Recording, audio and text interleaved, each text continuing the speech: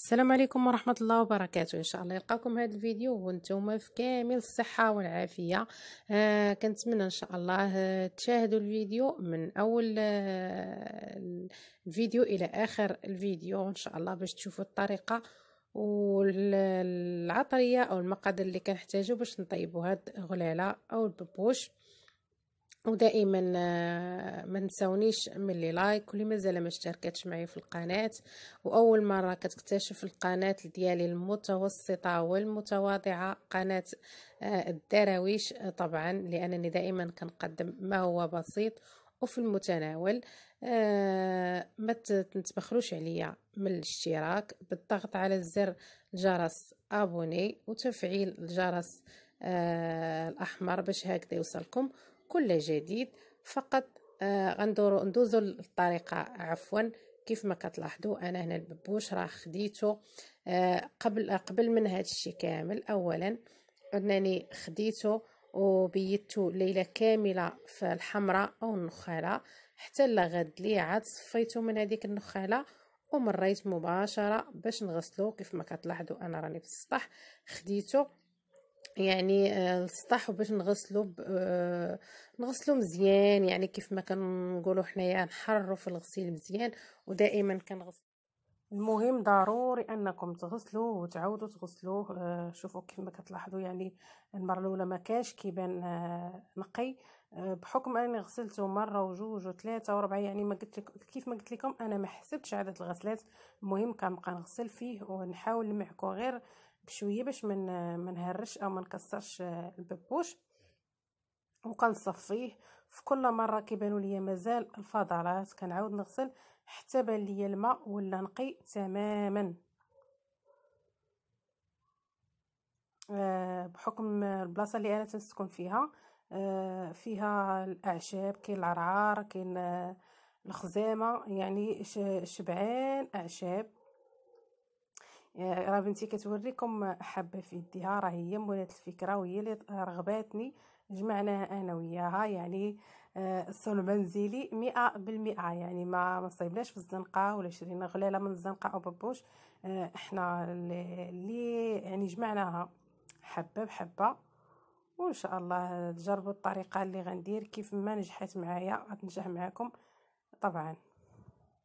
كيف ما كتشوفوا العرعار وكاين الخزامه، كاين بزاف الاعشاب في المنطقه اللي كنسكن فيها، يعني ضروري غيجي زوين.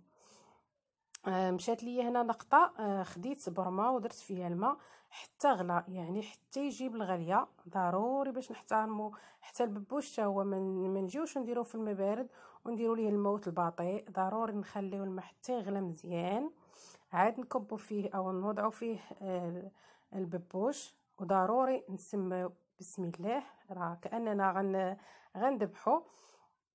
يعني حتى في الدين باش تكون الطريقه ديال الطهي صحيحه 100%.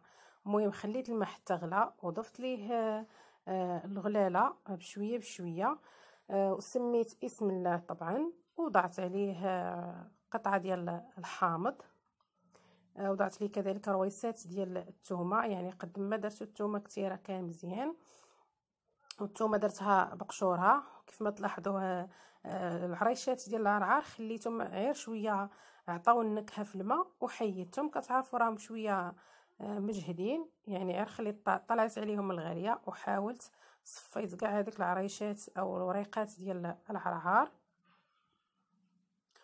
وكيف ما كتلاحظوا هو كيغلى كتكون لينا الكشكوشه. هنا هاد المرحله حتى هي ضروريه باش يجيكم الببوش ناجح 100%. كنحاولوا كل مره كتكون لينا هاد الرغوه او هاد الكشكوشه كنحيدوها.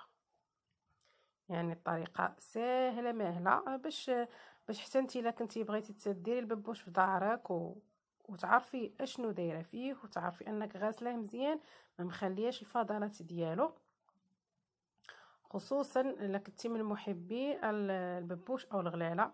كيف ما حنا عزيز علينا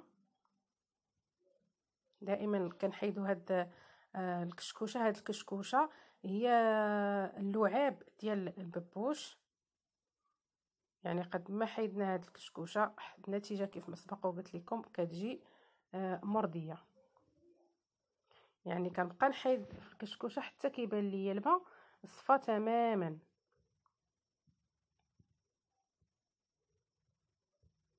ودائما العافيه متوسطه، وضروري تبيتوه ليله كامله في ديك النخاله او الحمراء. كيف ما كيقولوا جدودنا او والدينا، يعني كياكل باش يخرج الفضلات ديالو اكثر، يعني البقايا كلها اللي مازال في الذات ديالو كيحيدها. يعني تقريبا هنا واحد 10 دقائق ولا 15 دقيقه، وانا كنحيد في هذيك الرغوه او الكشكوشه، وكنحيد كذلك حتى هاد العريشات ديال العرعار باش ما يجيناش البلول او المرق ديال الببوش مار. انا هنا مازال ما درتش العطريه. العطريه هنا فقط كنتوما كتمشيو عند العطار وكتقولوا لي بغينا العطريه ديال الببوش، هو يعني الاختصاص ديالو عارف العطريه او اي حاجه ممكن نديروها في هاد الببوش. يعني ما عليك الا تاخدي الكميه. انا تقريبا انا خديت 5 دراهم ديال العطريه ديال الببوش حيت ما كيعطيوش اقل. 5 دراهم تقريبا درت الاغلبيه ديالها وخليت منها شويه. كيف ما كتلاحظوا مازال كنحيد في الكشكوشه، يعني خذوا الوقت الكافي باش تحيدوا هذه الرغوه كامله. هذه كيقولوا هي اللعاب ديال الببوش.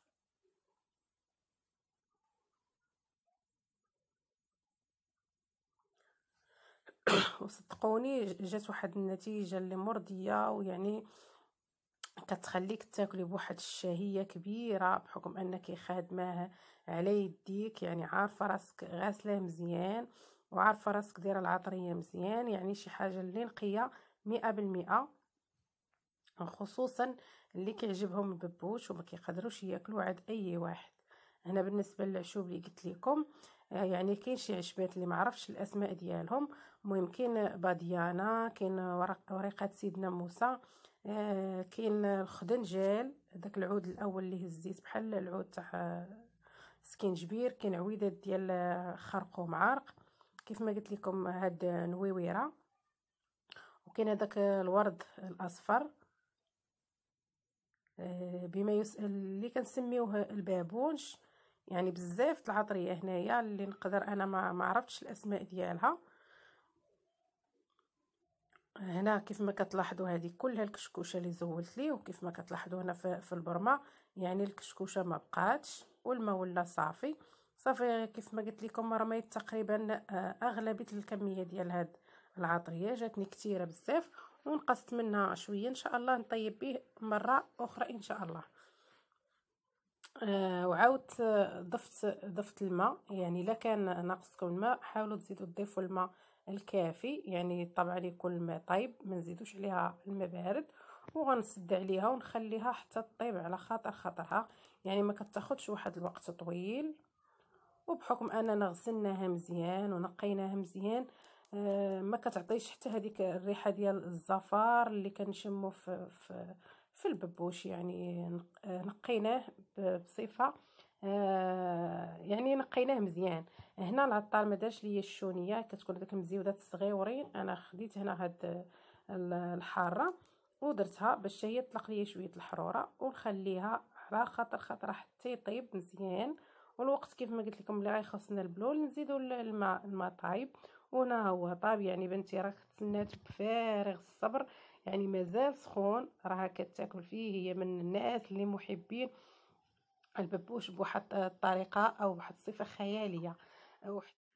يعني البلول حتى هو كيجي زوين وكيجي بنين. غير الاشاره نسيت ما ذكرتش لكم في العطريه، الملح ضروري. الملح راه غديروا على حسب، يعني كتبقى على حسب الماء اللي حنا ضايفين. وطبعا كنبقاو نذوقوا مره حتى نوصلوا للذوق او المذاق اللي حنا كنرغبوا فيه. المهم بقى لي الا نقول لكم شكرا لكم على المتابعه، والى فيديو قادم بحول الله.